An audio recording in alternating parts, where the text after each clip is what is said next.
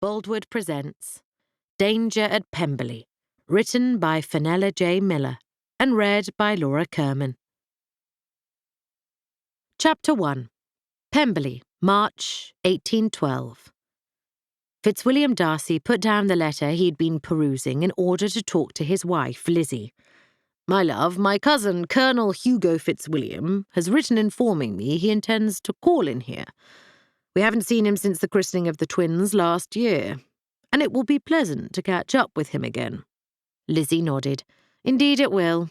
Is this a social call, or will he have another task for you?" She pursed her lips. "You've been away on business for him twice in the past 6 months. Surely he can find someone else to run about the country for him." This had become a bone of contention between them. His wife believed he should spend more time with her and the children. However, he disliked being confined for weeks on end at Pemberley, surrounded by endless domesticity and babies, and he welcomed the opportunity to get away on business for the government. "I cannot refuse to serve the king, my dear, as you very well know. Poor Bingley is being worn ragged by your sister's demands. I think—" She tossed aside her periodical and stood up, her magnificent eyes flashing with annoyance. "Jane's marriage is no concern of yours, Fitzwilliam. Their daughter, Charlotte, is a constant worry to both of them, as she's not as robust as our babies. Think yourself fortunate that Fabian and Amanda are thriving and so very advanced for their age." He stood up and walked across the drawing-room to her side. "I apologize unreservedly, Lizzy. You are right to chide me. You and my children are the most important thing to me. But like all gentlemen in my position, I am also obliged to complete tasks occasionally for Mr. Spencer Percival, our esteemed Prime Minister. I suppose with the King indisposed and the Prince Regent in charge, they need all the help they can get from gentlemen such as yourself. I cannot like it, however. You were almost caught up in the last Luddite riot and could have been injured." When he cupped her face and tilted it to receive his kiss, she didn't shy away. Things had changed between them since the birth of the babies last July, and they were no longer quite as close as they used to be. Her attention was given mainly to their son and daughter, then to her sister's sickly baby, and he believed that he came a poor third. Perhaps he should be more insistent that she leave the care of the children to the team of nursemaids employed upstairs and concentrate more on his needs. His father had been a dictatorial man, and his mother had not been allowed to spend time with her children unless her husband was away. When he had married Lizzy, he had been determined not to behave in such a way. He wanted to be involved in the care and upbringing of his children, not be a distant figure of fear, as his father had been to him and Georgiana. "Would you like to have a house party in the summer? You could invite your parents and sister. I believe it's time to forgive Mary for her involvement in Georgiana's abduction last year." "I should like that above anything, my love. Although Georgiana and Kitty are in an interesting condition, there could be no objection to them attending a house party here." She clapped her hand to her mouth. "Oh dear, I was not supposed to reveal this news, as they are both in the early stages." "When am I to be an uncle again? Presumably at the end of the year." "Kitty is expecting her baby in November and Georgiana in December. Neither of them is feeling quite the thing at present, so they won't be visiting." He well remembered the nausea Lizzy had suffered in the early months of her pregnancy, but if he recalled correctly, this passed and was perfectly normal. "They will be well soon enough and able to enjoy the summer's events. I did wonder why I had not seen either of them recently." He gently squeezed her shoulder. "I have letters to write, my love, and then the Colonel should be here. I shall see you, no doubt, at dinner." He strolled from the room as if he had not a care in the world, but as soon as he was out of her sight, he lengthened his stride and hurried to his study. He thought he'd disassembled well. Lizzy couldn't have guessed that the news he'd received was so disastrous. He wished to have no interruptions for the next hour or so. The butler, Peterson, had instructions to conduct his visitor directly to him. He opened the letter and read it a second time. Darcy, I write to you in haste with the most serious news. We are certain that information is being sent to France about the dispositions of our troops and the plans of our generals. The Prime Minister is already under pressure, and the Prince Regent appears more interested in his mistress than the war.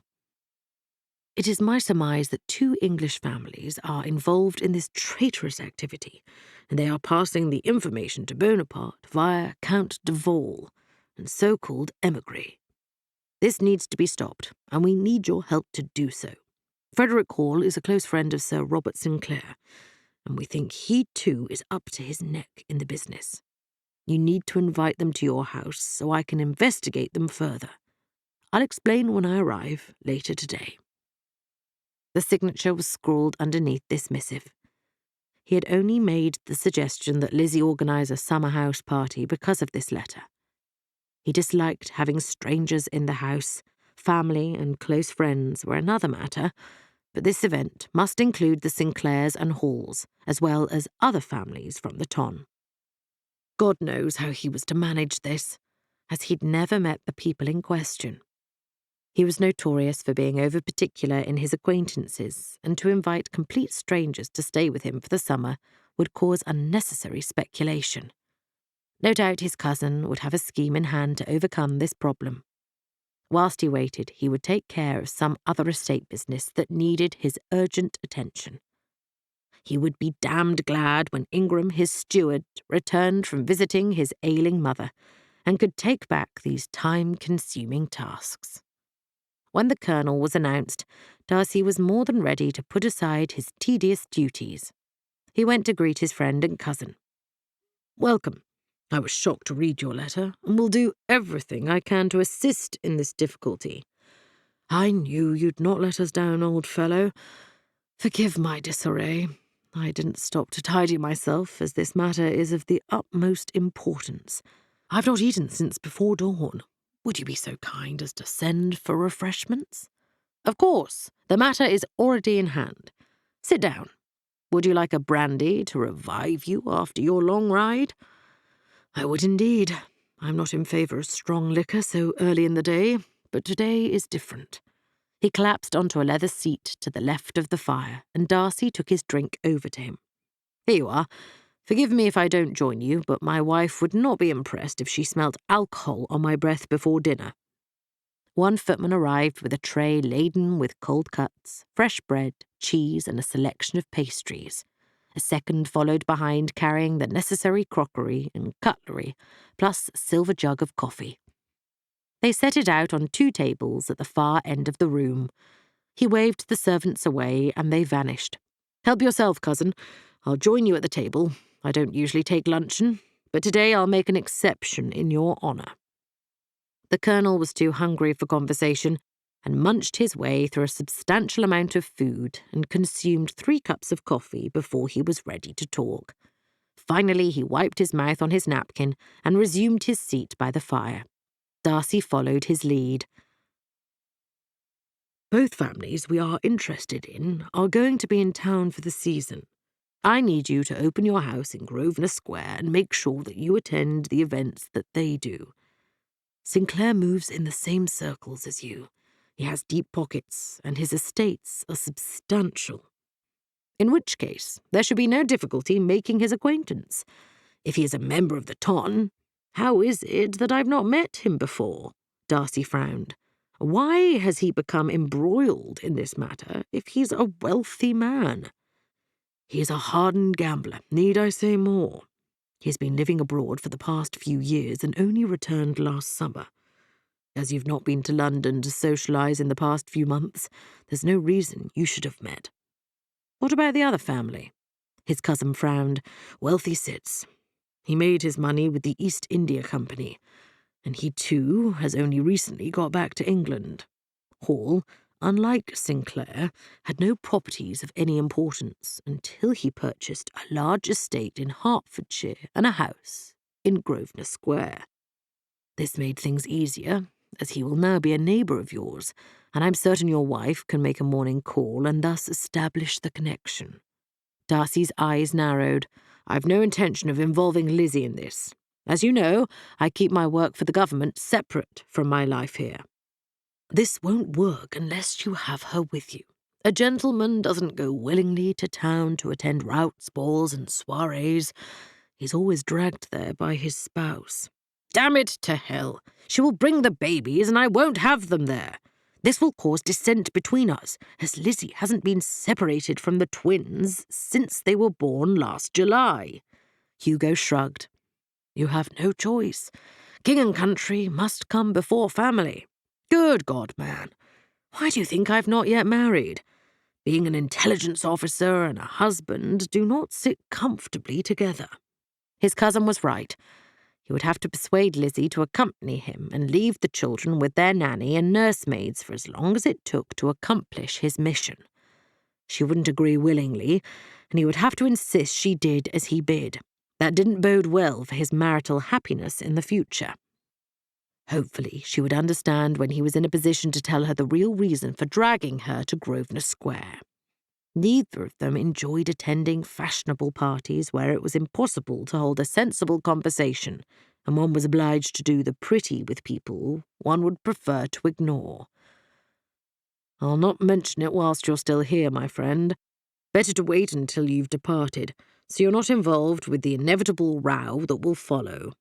Darcy glanced at his gold pocket watch. We've barely time enough to change for dinner. You're staying in your usual apartment. You'll have to come up with something feasible to explain why you arrived here in such a rush. Lizzy completed her toilette and was ready to go down, and still Fitzwilliam had not appeared to change. What could be keeping him so long? She would go to the nursery and check that Amanda and Fabian were sleeping peacefully. Even Dawson, her husband's efficient valet, could not change his master and prepare him for the evening in less than half an hour. This gave her ample time to slip upstairs and return without keeping him waiting. As always, the sconces were lit everywhere. The staircase leading to the nursery floor was carpeted, and her children were as comfortable up here as she and Fitzwilliam were in their own apartment. She had wished to have the children move downstairs so she could visit them more easily, hear if they cried in the night, but Fitzwilliam wouldn't hear of it. So they remained where he and all the Darcy children had been raised, on the nursery floor looked after by a positive regiment of nursemaids. The nanny had been appointed by Lizzy, as had the nursemaids, so she had no complaint on that score. In some households it might have been considered unusual for the mother of the children to be seen up here, but she had no intention of allowing her children to be brought up by servants. She would have fed them herself if she hadn't been so unwell after the delivery. Nanny was sitting by the fire reading a book. She looked up, jumped to her feet, and dipped in a curtsy. Good evening, madam. I'm afraid Miss Amanda and Master Fabian are already asleep. They quite exhausted themselves crawling about the drawing-room all afternoon. I'm not surprised. I think that Amanda will be walking soon, as she's already attempting to stand up. I'll just look in, and then leave them in peace. The nursery door was open so Nanny could hear if they stirred. Although there were no candles burning, the light from the fire was more than sufficient to make her way to the children. Her son was spread-eagled like a starfish, and she pulled the comforter back over him. His sister was scrunched up into a corner of her crib, her thumb tucked firmly in her mouth and her bottom in the air. She too needed recovering. How she loved these babies. If she was honest, they came first with her now. Fitzwilliam was no longer the centre of the universe. She loved him as much as ever, but what a mother felt for her children was stronger than that between a man and a woman. She supposed this was nature's way of making sure the babies survived. Her eyes prickled as she thought of the anguish Jane and Charles had gone through so often since their daughter Charlotte had been born last summer. Thank God the infant was thriving at the present, but she was still not as robust as her two, even though they had been far smaller when they were born. She bid Nanny good night and hurried back to her apartment. She was greeted by her husband. His smile still made her toes curl in their slippers. Good evening, my darling. Might I be permitted to say you look enchanting tonight? Is that in my honour or for our guest? She stepped into his open arms, and his kiss was hard, demanding. She wished they didn't have to go downstairs, but could tumble into bed immediately. This thought made her speak of something that had been bothering her. Fitzwilliam, I'm concerned that I'm not yet with child. Initially, I was glad not to be increasing so soon, but now I would like another infant, and there's no sign of one. I'm sure there's nothing to worry about. To tell you the truth, I'm relieved that we've had a few months' respite. You had a difficult pregnancy, and there's always the danger you could have twins again, and we might not be so lucky next time. I know, and I thank God every day that we have two such healthy children. I would like a large family, but if the good Lord chooses to only give us Amanda and Fabian, then I shall be satisfied with that. As shall I, my love. We had better go down, or the Colonel will think we have deserted him. She knew better than to ask him why his cousin had arrived so precipitously. Being married to a man of his position, it was only to be expected that he would be asked to take an interest in politics. His cousin was not attached to a particular regiment, and appeared to spend his time gallivanting about the country and the peninsula, involved in secret missions of some sort. No doubt he was what was known as an intelligence officer, a polite word for a spy. Hardly a gentlemanly occupation, but someone had to do it. After a pleasant evening spent with two Fitzwilliams, Lizzy retired and left the men to their conversation. They would have plenty to talk about. She climbed into bed in the expectation her husband wouldn't join her until long after she was asleep. Less than a quarter of an hour after she settled, he slid in beside her. His naked thigh touched hers, and his intentions were obvious. As he deftly removed her nightgown, he whispered in her ear, "My darling, if we are to produce another offspring, then we must be more diligent in our efforts." "I think that an excellent notion, my love. Are we not told at every turn that the more effort we put into something, the greater the reward?" His hands began to work their usual magic, and soon she was incapable of speech. It was a considerable time before she was allowed to sleep. Chapter 2. Darcy thought it might be beneficial for him to spend the day with his beloved Lizzy before he broached the subject of removing to London in April. Although she had no option in the matter, he wished to use his considerable powers of persuasion to convince her she should like to come and leave the children behind.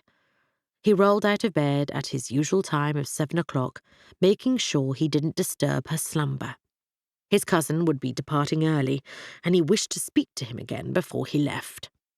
As expected, Hugo was attacking a full plate of breakfast before he left Pemberley. "Good morning, Darcy. I didn't expect you to join me so early. I've come up with what I think might be a suitable reason for wishing to spend part of the season in town."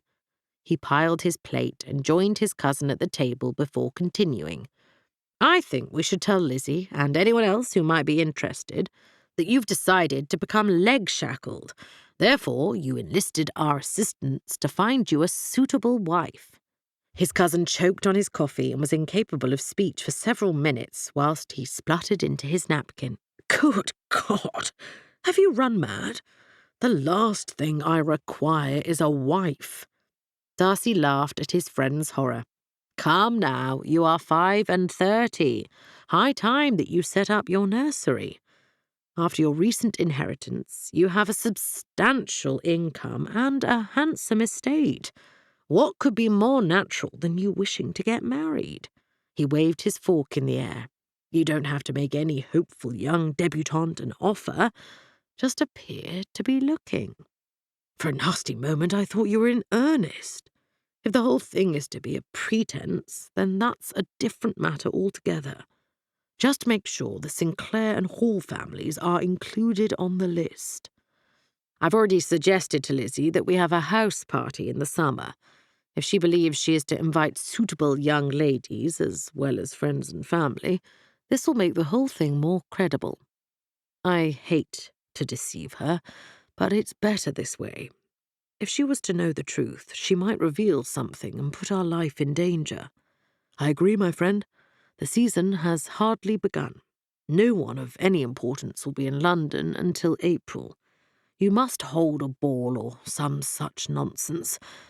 I'll leave it to your wife to decide which is the best option. He tossed his napkin aside and stood up. Forgive me, but I must get on my way. I have to report at Horse Guards as soon as possible, and even travelling post. It will take me 2 days. Darcy nodded, and his cousin marched out. Lizzy had taken to having her breakfast in the nursery with the children, so he would seek her out up there. He enjoyed playing with the twins, but was looking forward to the time when they could communicate with words rather than screeches. Whilst he finished his meal, he rehearsed what he would say to Lizzy to convince her that Hugo was genuinely in search of a wife. Although his cousin wasn't exactly a misogynist, he wasn't famous for his success with the fairer sex. As far as he knew, the Colonel didn't even keep a ladybird tucked away somewhere. However, he was a handsome man, in his prime, and had good teeth and a full head of dark hair. The fact that he was wealthy and his pedigree was second to none would be of more interest to the matrons seeking husbands for their daughters. Darcy smiled to himself. He rather thought the fact that his cousin was personable would be what attracted the young ladies. He slammed his palm down on the table, making the cutlery and plates jump into the air. Tarnation! He was thinking as if the search was genuine and not a fabrication to aid the government mission. He frowned. He sincerely hoped that no hearts would be broken by this duplicity. His appetite had deserted him. He was a straightforward man and disliked dissembling of any kind. Now he was obliged to not only lie to his dearest Lizzy, but also to risk the happiness of an innocent girl. He pushed himself upright, hating what he had to do. It would be better to hurt 2 people than have thousands of British soldiers put at risk by the traitors sending information to France. The nursery was empty. He scowled, and a flustered nursemaid curtsied and explained, "Madam has gone with Nanny and the twins for a walk." Darcy glanced out of the window. It was hardly the weather for perambulating around the garden, but his wife believed fresh air was essential for their offspring, whatever anyone might think to the contrary. He nodded to the girl and strode off in search of them. "Madam, the master is coming this way," Nanny said nervously.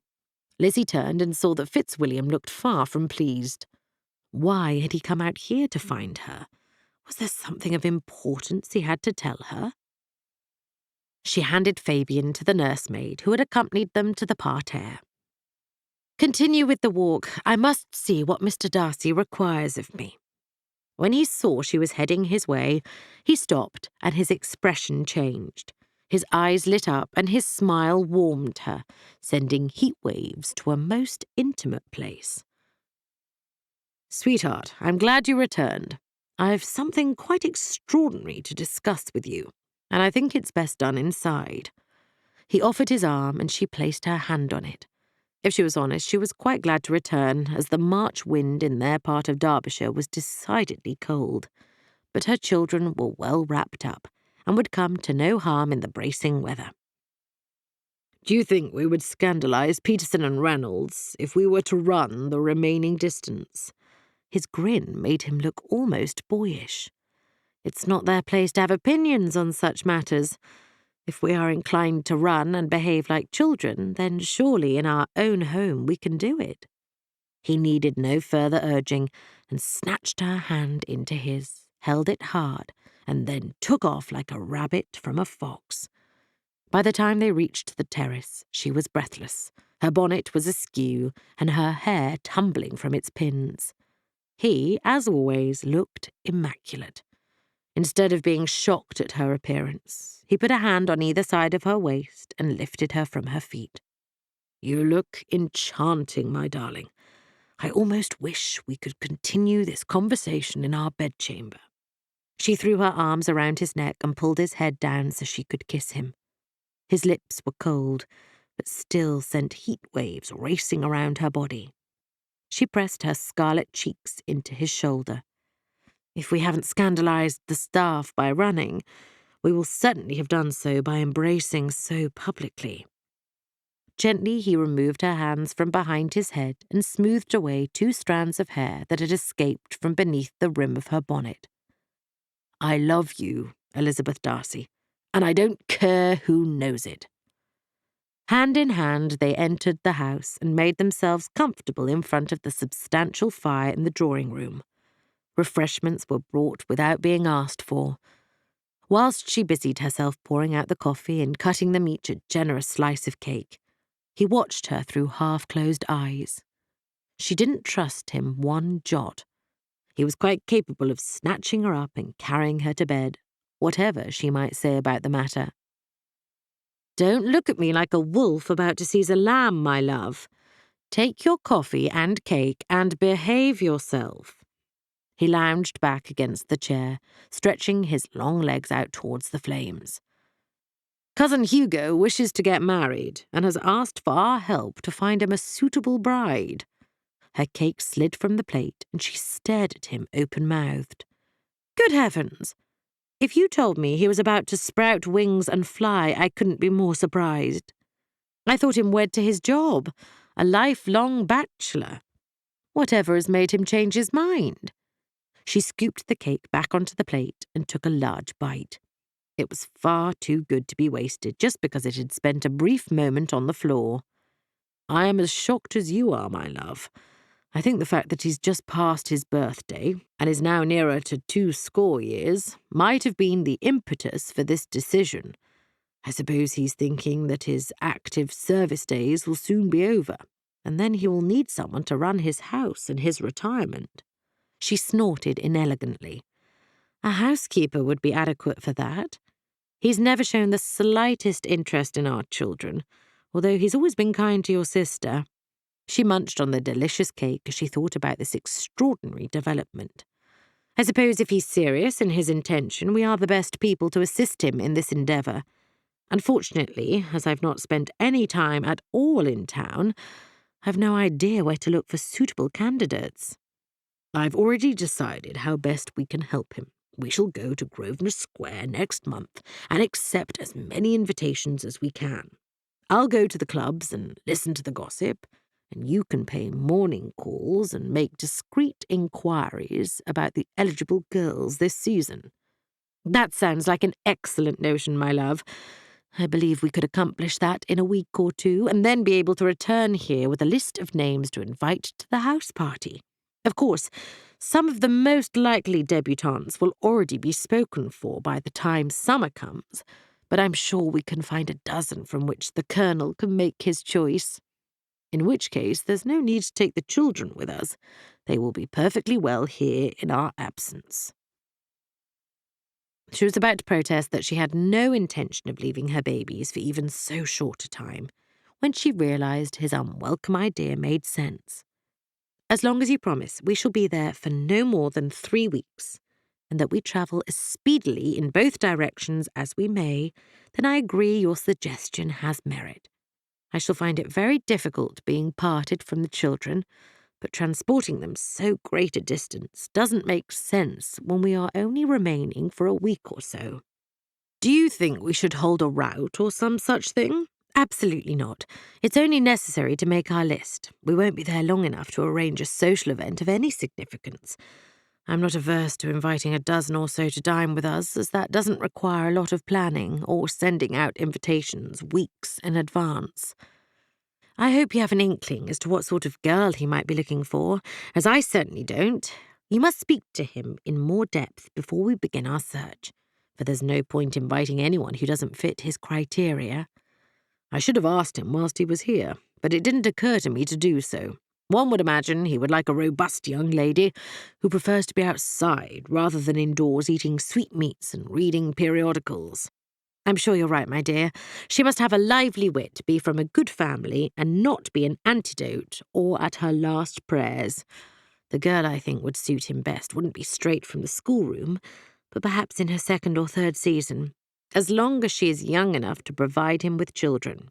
I don't think even someone in her mid-20s could be considered too old. Your cousin is a serious man and would not deal well with someone 15 years his junior, with her head stuffed full of romance and other such nonsense. Then let us hope we can find someone speedily, because I'd rather have my teeth pulled than spend time mingling with the ton." Although Fitzwilliam had changed in the time they'd been together, he was still a gentleman who preferred to be with close friends or family. He was thought of as proud and arrogant, but she knew him to be neither of those things.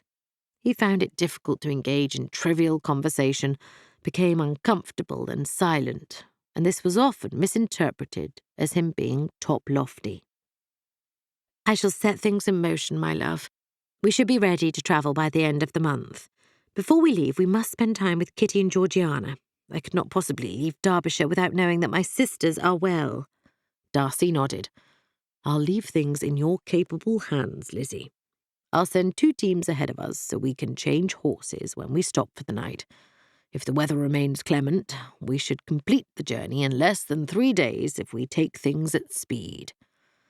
We shall still be obliged to use post horses when we stop for refreshments.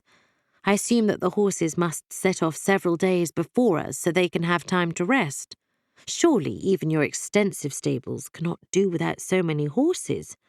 You'll have to send 4 grooms, 2 with each team, and they will need to be mounted as well." "We can use the gig or ride if we need to visit anywhere in the neighbourhood." He stood up. "I'm going next door to speak to Bingley. Are you coming with me?" "No, Jane has gone to visit Kitty today. Are you sure that Charles hasn't gone with her?" "I'll take the chance. I'll not be above an hour. Shall we spend time with the children after they've had their afternoon nap?" Her delighted smile told him he'd said the right thing. She rang the bell to summon the housekeeper, and he left the premises through the side door. The great hall was rarely used nowadays, and neither was the main staircase. Pemberley was too large, and although he'd spent most of his adult life living here, he wished they could move somewhere more manageable. Even Bingley and Jane were more comfortable living in the East Wing, which had been converted for them. He could reach their home by walking along the terrace and through the orangery. His friend must have seen him and was waiting for him by the door. Bingley's usual cheerful smile was absent. He looked distressed. "Darcy, old fellow, I was coming to see you, but it's better that we talk here, as neither Jane nor Lizzy will be present." What now? He hoped it wasn't bad news about their baby. The thought of them losing their precious daughter made a cold lump form in his stomach. His friend didn't elaborate, but led him through the house to his study. He closed the door firmly behind him. "It's my sister Caroline. She's eloped with a damned fortune hunter. I had word by express just now. I should go after her, but I cannot leave Jane, as she's increasing again, and baby Charlotte has only just recovered from a fever. Did you know that both Kitty and Georgiana are also in an interesting condition?" He spoke without thought, and he'd given his word not to mention this to anyone. "I did know, and that's why Jane has gone to see Kitty. You've been involved in this sort of thing twice before, Darcy. I'd not know where to start." He delved into his pocket and passed over the letter that had given him this disastrous news. Caroline Bingley had run off with one David Forsyth, the youngest son of a baron. They were travelling in a hired carriage, and thank God, she'd had the sense to take her maid with her. Mrs. Hurst, Bingley's sister, stated quite clearly the exact routes they would be taking. He looked up from perusing the letter. "This has come at a most inopportune time. Lizzy and I are going to London in 2 weeks. She believes it is to find a husband for my cousin, but in fact I have business to undertake for the Prime Minister. You must give me your word you'll not reveal this to Jane or Lizzy." Bingley looked even more worried, if that were possible. "I'll say nothing. Caroline is headed for Gretna Green. She must travel north in order to reach the border. She departed from my townhouse late yesterday, and will have had to stop overnight somewhere. You should be able to catch up with her easily. And what do you expect me to do when I find her? Her reputation will be gone. She has no choice but to marry this blackguard, or she will be a ruined woman." Bingley dropped his head in his hands, and Darcy was sorry for his harsh response. He patted his friend on the shoulder. He had no choice. He would have to do what he could. But he didn't intend to do it alone. The fact that your wife is increasing and your daughter recently unwell is no reason for you to remain here and leave this matter entirely to me. Bingley, you will come with me. Together we will rescue your sister and do our best to keep the matter from the tabbies. You're right. I'm her brother and protector, and I must do my duty. Caroline can come here. Even if she is a fallen woman, there's nobody to point fingers. As long as there's no bastard born, then she might come out of it unscathed. Hearing his friend speak so bluntly was quite shocking. I'll explain to Lizzy. You must leave a note for Jane. We'll ride, but I warn you, it's still possible we won't catch up with them. I cannot gallivant all over the country. If we do not waylay them today, then they must deal with the repercussions themselves. There's no need to elaborate. As long as we try to find her, then I must be content. At least if she is obliged to marry Forsyth. He comes from a decent family. My sister has always been particular in who she befriends, so the man must be personable at the least, and move in the same social circles as her. Darcy frowned. There was something about this that bothered him. Good God! What makes Mrs. Hurst think they are going to Scotland to marry? Your sister is able to marry without getting permission from anyone. All they need to do is obtain a special license, and they can be married anywhere. I'd not thought of that. This could be a fool's errand, couldn't it? Caroline has always known her own mind. She will marry the man and then reappear as if nothing has happened. In which case, Bingley, why have you been sent to in a panic, demanding that you do something? Enlightenment dawned. There's only one reason why your sister is heading for Scotland. Forsyth must be underage. Chapter 3. Lizzy was busy writing a list of tasks to be completed before they moved to London when her husband burst in. Caroline Bingley has eloped with a man several years her junior, so young that I believe him to be below the age of consent. They are heading for Gretna Green, and Bingley and I are going to make an attempt to prevent them. She dropped her pen and jumped to her feet. Good gracious! How very unlike Miss Bingley to do something so wild. Of course you should go, my dear. You must do everything you can to prevent her making such a catastrophic error of judgment. I think it to be a futile effort, Lizzy, as the chances of us coming across her are remote. She could be travelling by any one of a dozen routes, but we must make the effort and try to avoid an unpleasant scandal. Shall you be gone for long? Are you taking the carriage and your valet? We are riding and will travel light. It's a good 50 miles to the nearest direct route to Scotland. We know that she is travelling on this, so have a chance of stopping her. He kissed her briefly and then strode off, his mind no doubt already on the search. This morning she had been bemoaning the fact that her life was lacking excitement, and now, not only were they to go to London, but Fitzwilliam was off to rescue Caroline. In her opinion, he was chasing a lost cause, for if a lady spent the night with a gentleman without the benefit of a clergy, her reputation was already gone. Marriage was the only way to rectify the situation. After all, had not her husband persuaded the dreadful Wickham to marry her youngest sister, Lydia, after they had been living as man and wife for more than a week? She shuddered as she recalled how that marriage had ended. He had been killed whilst holding Georgiana prisoner in the hope that he could force her to marry his friend. Lydia had been packed off to India with a relative of Georgiana's husband. The last she'd heard was that her sister had already found herself another husband. She hoped this second marriage would be more successful than the first for all their sakes. Jane was visiting Kitty and would be unaware of the drama unfolding at her home. Charles would have to leave her a note, and this would be most unsatisfactory. Her sister must be told in person, so Lizzy must go herself to the old rectory. In less than half an hour she was bowling along the lane that led to the village of Bakewell, where Kitty lived. This was no more than a short drive, and the lane was free of ruts and potholes since her husband and Adam King, Kitty's husband, had set the villagers to repairing it. She would spend an hour with her sisters and then travel the extra 3 miles and call in on Georgiana and Jonathan Brownstone. The Major had resigned his commission and appeared to be enjoying life as a civilian. When the carriage rattled to a stop, she didn't wait for a servant to open the door, but kicked down the steps. Picking up her skirts, she dashed to the front door and was unsurprised that it opened as she arrived. Vernon, the butler here, was ever vigilant and would have seen the chaise approaching. He bowed. "Welcome, Mrs. Darcy. Mrs. Bingley and Mrs. King are in the drawing-room. Shall I announce you?" "There's no need. I can see myself in." She was familiar with this house, as they had all been obliged to live here whilst Pemberley was being repaired 2 years ago. The door was open and she walked straight in. Jane and Kitty were already on their feet. They must have heard her arriving. "Lizzy, we didn't expect you to come today. Is something amiss?" Kitty ran across and embraced her. "You look well, my love. Pregnancy obviously agrees with you." "It's only if I step into a carriage that I feel so ill. As long as I remain on my own 2 feet, I'm absolutely fine." Lizzy turned to Jane. "How is the nausea? You look less wan today."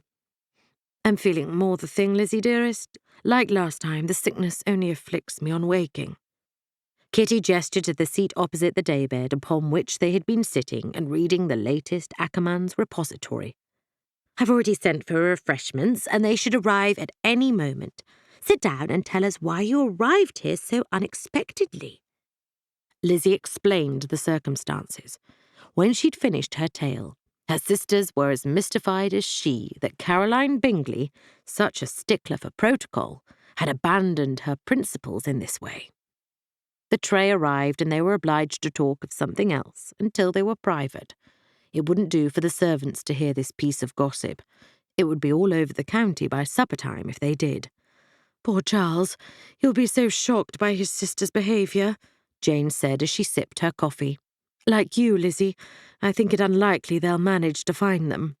What I find quite astonishing is that Caroline should fall in love with a man she is obliged to elope with.